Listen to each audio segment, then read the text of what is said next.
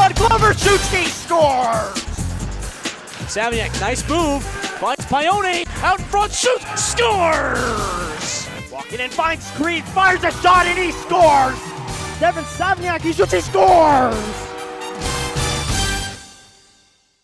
All right, we're back. It's Thursday again, and we're here in the Nava Memorial Center locker room for episode 6 of the Gradscast. Connor Finnis, Tyler Sear, and joined with us today is Cole Jenken.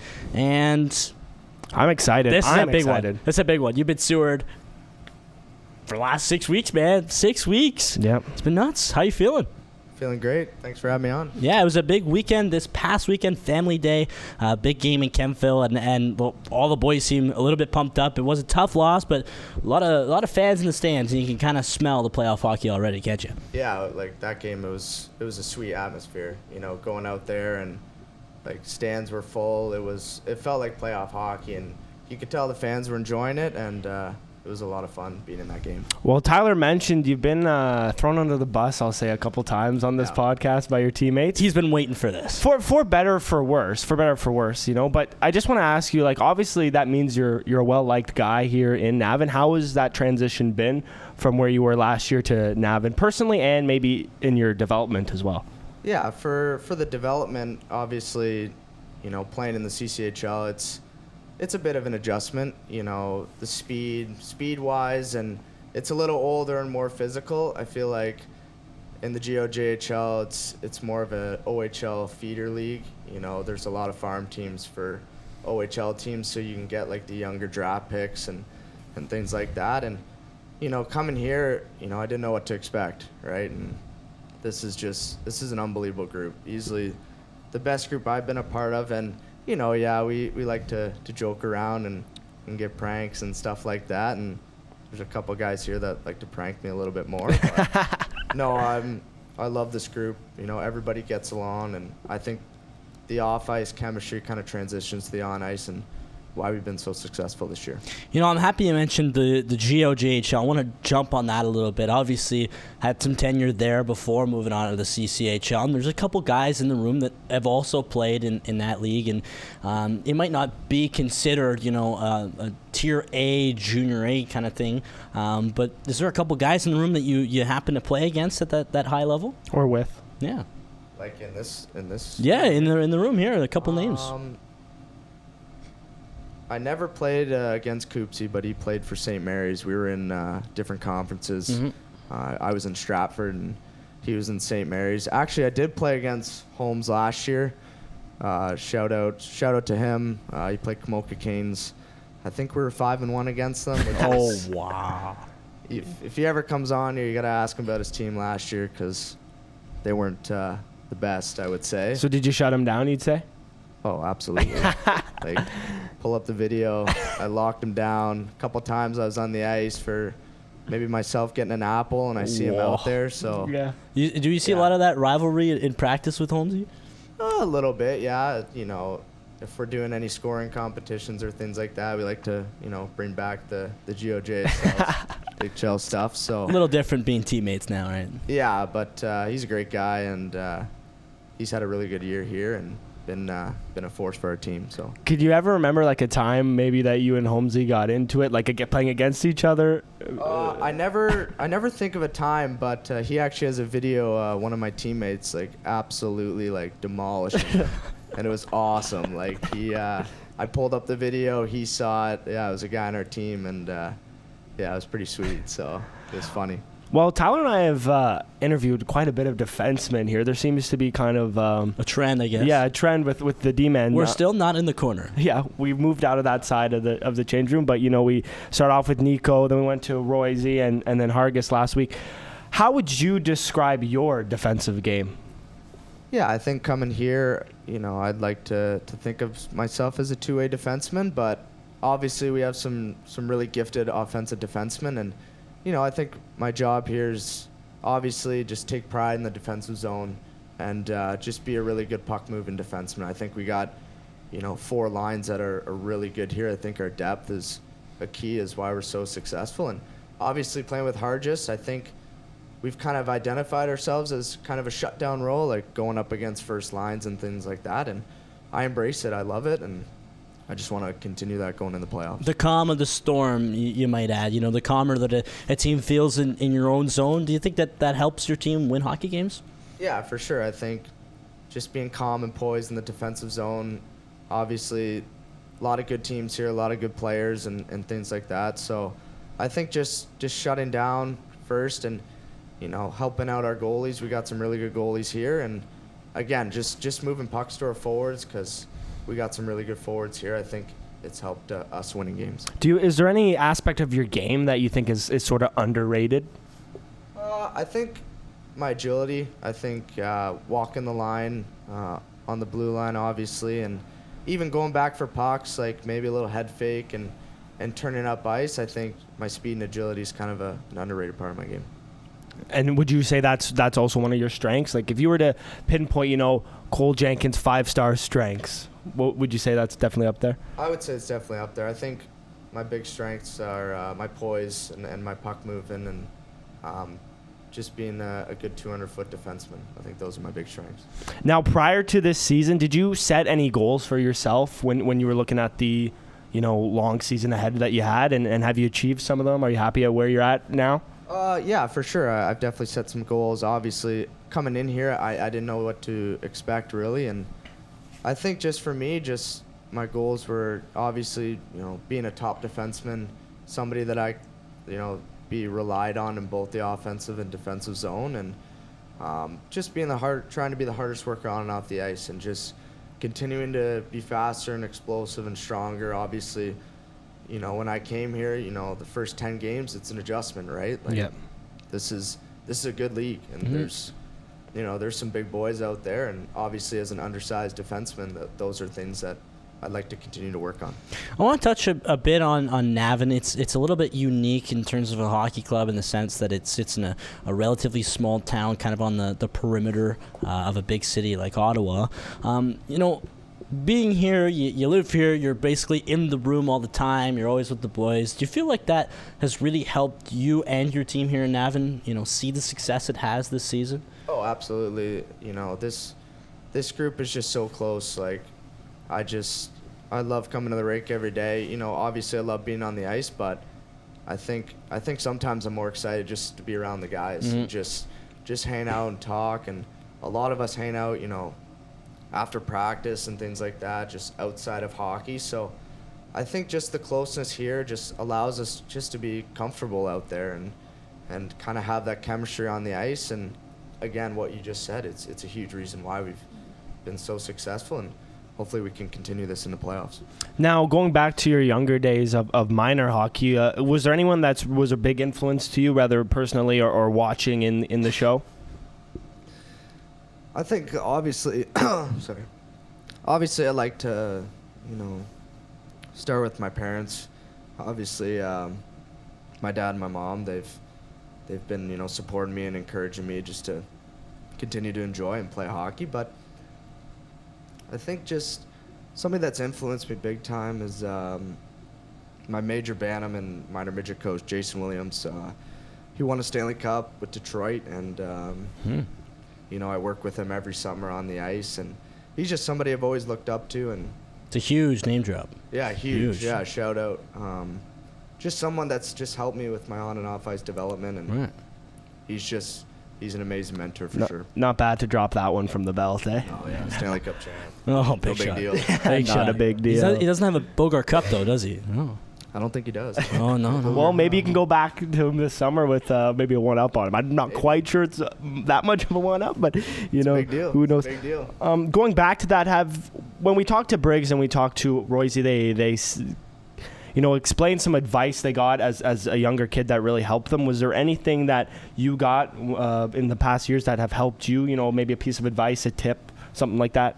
I think just like, you can't control, so many things, but you can control like your effort and your attitude. I think those have been two big things for me growing up, and something that's been in the back of my mind for every practice and every game. Those are the two biggest things that I can control, and so many people, including my parents, my past coaches, have just really emphasized that, and it's something that I always think about. So. Well, the final question I have is there any reason behind why you chose the number 4? For sure, it's Bobby Orr, 100%. You know, growing up, being a younger age, I didn't know, you know, many players, and you know, my dad and I would always just think about, you know, past players, and he thought about Bobby Orr, and you know, I've been number 4 every single year for my whole hockey career, and you know, I loved watching him, and he's somebody I look up to for sure. Yeah, usually when you find a defenseman with number 4, it's usually Bobby Orr. You got it. Of course. And a number like that with that type of significance, it creates, I don't want to say a brand, but in a sense, a brand towards the type of hockey player you are. Yeah, it does. For sure. In terms of where you slot in the lineup, in terms of, you know, it's pretty easy to say that you've sat in the top 6 for majority of the season here, and you've definitely made yourself a household name. But in terms of junior hockey, we never know quite what we're going to get until the preseason's kind of over. You're kind of a new name in terms of being in the locker room and stuff. Do you feel like this team, its expectations were set really quick? That's a tough one. You know, you just with so many new faces, it's just, I don't think expectations were really made to begin with. But, you know, as we continue to move on with the season and continue to get some wins and things like that, and, you know, kind of get our lines all, you know, figured out and things like that, I think that's when the expectations started to develop. And especially right now, like, we know what we have to do, you know. And, yeah, I think the expectations are definitely high now. Well, it's interesting because I asked that question in the sense that, you know, last week we interviewed Hargest, and he said, yeah, he came in and he had the expectation off the bat that he could have been, you know, a more offensive defenseman, right? And then that expectation changed and his role changed, and he seemed to think that was better for the team. Do you feel like coming into a new organization like you have and experiencing that, just for some of the people that might be going through that, because hockey, it's a very, very, I guess, lucrative, you know, industry in terms of being a player of your age. Do you feel like, you know, that was easily lined out for you? Not easy lined up. I kind of had the same path as Hargest, to be honest. You know, I started the year, you know, everybody wants to play offense, right? But then eventually as the months go on and you kind of start to know your role, and you know, I kind of thought of myself as kind of a two-way, but also a shutdown defenseman, and I think it's just good for the team. It's just when you have these roles and you're getting wins and things like that, it feels pretty good. Maybe, you know, maybe I'm not producing as much as say I'd like to, but I definitely embrace the role that I have, and I love when the team gets wins, so I love it. Would I be correct in saying that you scored an overtime winner early on in the season?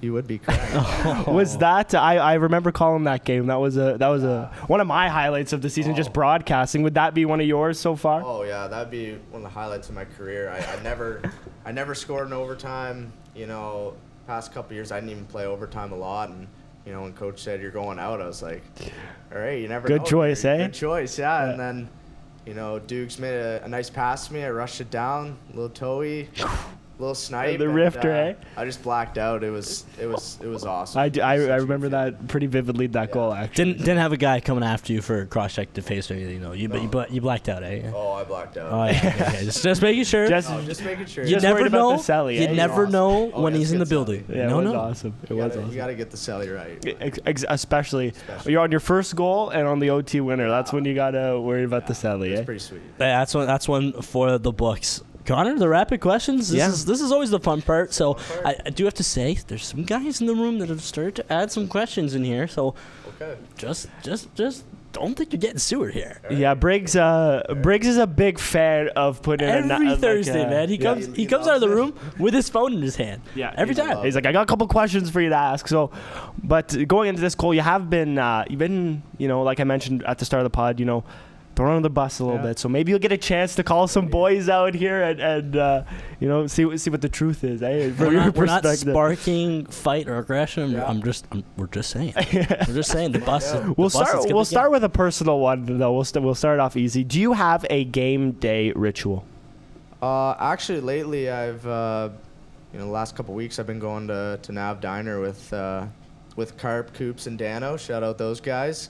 Have a great meal there, and then we go to Good Life after and, you know, get the legs moving, maybe on getting on the bike, doing some ladder drills, compression boots, things like that, getting the blood flow. Then I go home, eat some lunch, and then have a little nap, like 45 minutes, and then usually I got like 30 to an hour before I got to head to the rink or head to the bus. So I've had a good pre-game ritual. It's been great. Now, Nav Diner, it's interesting. We've heard this from two guys now. And Yeah. did you know how this started? I don't know. Carp and Coops went last year a lot, and they were mentioning it this year a bit, and I was just like, you know, $10 for a meal. I was like, why not, right? So it's got the good feel. Always the good to It's support unreal, locally. too, and I was like, yeah, I want to tag along. And Shout out Nav it's unreal. Diner, Shout man. out Yeah, Nav shout- Diner. Might It's have to go unreal. in. Might have to You go gotta in. try it. It's unreal. Well, nothing good than better than free promo. Eh? This one came from Briggs, so this is one of his first suggested questions. It was, would you rather play with no tape on your stick or really dull blades? Oh, that's a good question. I would probably rather play with no tape on my stick. I think there's been a couple practices where like I've just put like barely any tape on the toe and kind of tried it out, and honestly it's not too bad. You know, when I shot pucks at home, like I'd usually use no tape. So and actually today I was using dull blades, and it didn't go very well. So Well, on these around new sticks, they kind of have that like tack. What is it? That's the Well, bottom it's there? like the carbon fiber. It's Yeah. like it's back and So, forth. It looks like a car, you know. Could help. I'd Eh? rather Could that. help. Yeah. It'd Doesn't be- give you the wheels, but it looks like the car. It'd be better than going for a pivot and then eating it down on the ice. Oh, Like, that's, worse Today than I couldn't even stop. as a defenseman, is that when that happens in a game? Is that one of the more humbling moments when you like go to turn and you just wipe Bambi out, legs? and it's like 2-on-1? You're like, crap. Yeah, if there's a 2-on-1, then you think, oh crap. But actually, there's been a couple times. Actually, mostly every time it's right by our bench, I just wipe out. Everybody's giving it to me. And I have seen it. yeah, you I have seen it. It's just like It's the bench. the whistle goes, and then all of a sudden I just Blow wipe it out, right? out, and it's not a great feeling when our bench gets up. You know, I'm not trying to sue anybody here, but last year we had one specific game. Can't remember it, but our assistant coach Woody, he likes to do highlight tapes, like highlight Yeah. videos, always after the game. Well, not even 3 seconds in the game, opening draw, Nico loses his edge Yeah. going backwards. Stick goes flying, he falls back, and this is in the highlight tape, and this highlight tape is everywhere. It's Yeah. on social media, it's on the website, it hasn't even come off the website from last season, and it just starts by Nico wiping out. Everyone can appreciate a good yard sale for comic. Oh, Gotta love it. you know? Gotta love it. Hopefully Right my off the bat, hopefully man. my yard sale doesn't make the media. I'll be hearing it from a lot of people. Well, I can only imagine. Let's hope it's someone else's yard sale, eh? You already mentioned Bobby Orr, but do you have maybe a more current NHLer that maybe played in with color TVs? Yeah, like right now, I like to look at the more undersized defensemen just to kind of emphasize their games. So like Torrey Krug or Jared Spurgeon, both guys are they're just incredible players. Just at moving the puck and having good sticks and just being good power play quarterbacks, especially. So those are two guys I love to watch. What do you make of like Eric Branstrom's game? Would you compare yourself to him in a sense? Spurgeon's a bit better than Brandstrom. Oh, I agree. But Brandy, like, Yeah, it's the same thing. The expectation was. I watched him, and he's a good player. I like his physicality too. Yeah. I try to be physical in games and things like that. And I've been to a couple games, and he's been really good. A guy that's caught my eye. So. Well, it's just similar. The expectation was offense, and then it turned into defense, and he was really, really good at defense, right? I really like that Spurgeon's shout though. I think It's a good one. he's super I underrated didn't even player. think about Both those that. guys, they're awesome. Now this is one that you kind of famously got thrown under the bus for in the Roy interview, but I'm gonna ask you, Cole, the teammate with the worst style. It is definitely not me, but kind of building off what Royce said. First of all, if we're going to the rink or we're going to a workout, sometimes I like to dress comfy, but You cut you some slack, man. It's hard. It's hard. You're Slack. not going to the keg here, yeah, man. like if we got a dinner or a special occasion, maybe I'll take some time. Special occasion. This is a Like- special occasion Yeah, right yeah. here. Maybe I'll take some time to look through my closet and get some good stuff on. But the worst style is it's got to be Sam Glover for sure. It looks like his mom picks out his clothes, so I gotta give it to Glover. I'm sorry. Well, there it is. Next question. This is the only returning question on the podcast. If you could go to dinner with 4 people, dead or alive, who are you bringing? It feels like you've watched some of these pods. I've watched some, so you know some of the crazy idea. answers here. There's some crazy answers. First of all, shout out the Bills. I'm gonna go with Josh Allen. Oh, He loves you right now. Good shout. I love Josh Allen. Yeah. Amazing quarterback, but he's kind of got that underdog story, right? Where he sent those emails out and only one got back to him, and now he's and just a great guy. Oh, just seems like an A-class guy. He'll definitely be throwing you like the buns from the end of the table. I would love to just sit down and just talk with him all night. Second guy, I'll go with Bobby Orr. I think, obviously I wear number 4 because of him, but I think Josh and Bobby too, like Good dynamic, different eras, It would blend. It would blend. Hockey and football, good blend there. So I'll go with those 2. Final 2. I'll get some comedy around. I'll go Jim Carrey. Oh, Great shout. wow. Great shout. Get Good some Canadian comedy. boy. Yeah, Hey, good Canadian boy. comedy. Is he coming? Is he coming with the green face paint? Maybe leave the Grinch outfit at home, eh? I don't know. Like, we might be going to a nice restaurant. Yeah. I mean, I don't know who's paying, but hopefully you could do some it's Jim. impressions. That'd be awesome. And then number 4. This is always a big one. Yeah, this is a huge one. You know what? I'm gonna go with my grandpa, Ivan Christie. If he's watching this, he was a boxer growing up in Ireland, and he loves to talk. He gets along with everybody. He's somebody I look up to. He's an amazing man. So I would love to bring those 4 out to my dinner. Shout out Gramps, eh? Shout out Share the Gramps. moment. I like it. Yeah. Well, then we'll go on to the next one. This kind of aligns in with the Briggs podcast. Tyler actually maybe sewered you on this one in regards to The Bachelor, but that's neither here or there. But what reality show would you want to be in? It could be a game show, you know. Actually, I just watched a show recently with the boys, so I got to go with Perfect Match. I was watching with all the guys. It's a pretty sweet show. I think I do pretty well, even though probably the boys wouldn't think so. Underdog. Perfect Match. Hey, underdog. What is story, it? baby. There's clearly a trend in the room here about these Bachelor shows. the boys like man. the romance. What is it? What is it? What can you Romance say, gets you guys start dialed. watching, and then we get hooked on it, and it's just so good. I don't. You know. do have to say they you don't like to admit it, but they are pretty good. Yeah, man. Yeah. Yeah. Oh, And they're for free. sure. They're free to watch. Guilty, no? good guilty pleasure, if you will. Oh yeah, for sure. We'll send it over to the next one then, which what you got thrown on the bus for again, in the Carpenter episode for having a bad ox. Holy, I'm getting thrown under. I know. This is For having a brutal. bad ox. First of all, is that fair? Like, surely your music taste can't be that bad. No, my music taste isn't bad at all. It's just, I forget what he was playing in the car. We were driving home from the gym. Yeah. And I was just like, man, like, I don't want to hear this right now. Like, just put something else on. Anyway, he thinks my ox is brutal, but it's good. I like a genre of all things. Yeah. Country, rap for like game days and things like that. Like good vibes, like some Flow Rider or something. The mood matters. Flow Rider, yeah. Mood. Yeah. The mood matters. So I think my ox is. Well, who would you say has the worst ox? Because there always is someone. There's got to be. There's definitely a guy who just he plugs in his phone and it's just classical music and you're just like, what are we listening to one. right now? This is a tough one. Like, on the top of my head, I got to go with Royce. Yeah. Just because, it's about the mood, right? Yeah. Sometimes, he'll just be playing this, bumping music, and it's, more of, a chill vibe. Yeah, But, yeah. on the top of my head, I'll go with Royce. But, Carp's he's got to figure it out sometimes. Yeah. He can't be it's calling. about the mood. It's about Can't the be calling you out when maybe he's gotta fix up himself, eh? Yeah. I'll call out the wrestling, too. I'm 15-0 against him. Whoa. Whoa.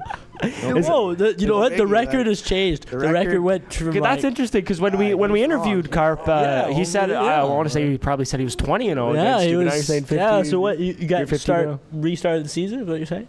Well, I just think he's full He's of wrong. fibs. He's wrong. Yeah. I think you gotta see it to believe it. I get him pretty good. So Okay. Well, the final question here is going to be, what is your favorite hockey memory? It can be personal, it can be anything related to hockey. Favorite hockey memory? definitely winning the Alliance Championship in minor midget. You know, that group was so special too, really similar to this one. I still talk to so many of those guys, and you know, just winning that. We were supposed to go to OHL Cup, and because of COVID, it got shut down. But that was unbelievable. So shout out Tola. We beat him in the final. So Wow. no big deal. Wow. You know, No it's so great interviewing, you know, all the guys. When we decided to do this, we didn't realize the amount of fun we'd be having interviewing the guys and talking about moments like that, right? And a lot of guys unfortunately missed out because of, you know, COVID and stuff like that. So sorry to cut you off there, Tyler, but is that something you bring up to Tola there a lot too? Oh, or? yeah, for sure. Definitely. Yeah, and we beat Coopsy's team in the semifinals, so those two love to hear when when I mention it. Now we Pretty just funny. like you haven't lost against those guys, right? I haven't, no. Okay.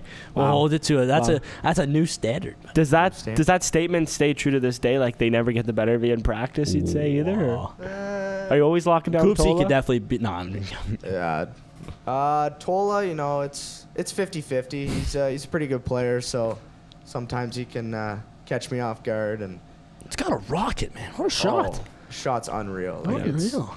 It's insane. We were playing rebound today, and it's just when he goes up, like he's guaranteed scoring 3 or 4 before he saves Buddy it. So, can rip the unreal pill. shot. He can rip the pill. Well, it's that time of the show.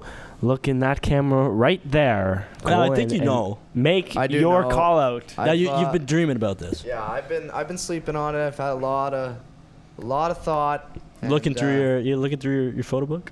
Oh yeah, like writing down notes. Yeah. like, thinking about it.